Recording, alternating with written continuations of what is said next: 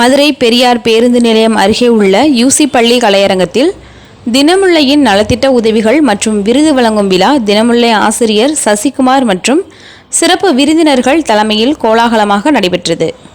இந்நிகழ்ச்சியில் தினமுல்லையின் தலைமை செய்தியாளர் சின்னத்தம்பி வரவேற்புரை ஆற்றினார். இந்நிகழ்ச்சியில் ஏழை எளிய மக்களுக்கு தையல் மிஷின், காது கேட்கும் மிஷின், ஊன்றுகோல் போன்றவைகள் 100க்கும் மேற்பட்ட பயனாளிகளுக்கு வழங்கப்பட்டது. இந்நிகழ்ச்சியில் சிறப்பு விருந்தினர்கள் பயனாளிகளுக்கு பொருட்களை வழங்கினர். மேலும் நலத்திட்ட உதவிகளுக்கு உதவி செய்த நன்கொடை வழங்கியவர்களுக்கு விருதுகள் வழங்கி கௌரவிக்கப்பட்டது. பின்னர் சிறப்பாக செயல்பட்ட தினமுல்லை செய்தியாளர்களுக்கு விருதுகள் வழங்கி கௌரவிக்கப்பட்டது.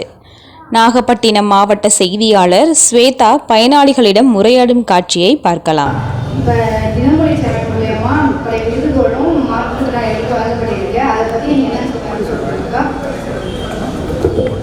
வணக்கம். நான் தமிழ்நாடு கவலை மாற்றுத்திறனாளி அமைப்பில் மதுரை மாவட்ட செயலாளர் ஆகியோர் பேசுகிறேன். எங்களோட தமிழ்நாடு கவலை மாற்றுத்திறனாளி அமைப்பு அப்படின்றது என்னன்னா, கைகள் நிலை தரையில ஊன்றி கவர்ந்து போகக்கூடிய மாற்றுத்திறனாளிகள். இந்த அமைப்பில் மாநில தலைவர் KJT புஷ்பராஜ் இருந்தோம், மாநில பொதுச் செயலர் சுத்தம் ராஜா சார் அவங்க இருக்காங்க. அவங்க தலைமையில தான் மதுரையில் இங்கே நடந்துருக்கு. நாங்கள் மாற்றுத்திறனாளிகள் பார்த்தீங்கன்னா கிட்டத்தட்ட இன்னைக்கு ஒரு 40 மாற்றுத்திறனாளிகள் இந்த நலத்திட்ட உதவிகளை பயனடைஞ்சிருக்காங்க. எங்களுக்கு என்ன இப்போதான் 20 பேருக்கு கால் கேட்குற மிஷினும் கையில் ஊன்றுகோல் ஸ்டிக்கு கொடுத்துருக்காங்க.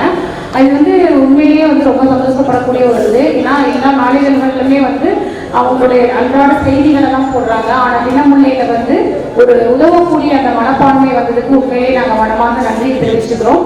ஏன்னா அதுவும் மாற்றுத்திறனாளிகளுக்கு உதவணும் அப்படின்ற ஒரு எண்ணம் கொடுத்து இந்த என்டையர் டீமுக்கும் இந்த அனைத்து தினமுல்லை நாளிதழில் இருக்கக்கூடிய அனைத்து நல்லுள்ளவர்களுக்கும் எங்கள் மனமார்ந்த நன்றியை தெரிவிச்சுக்கிறோம்.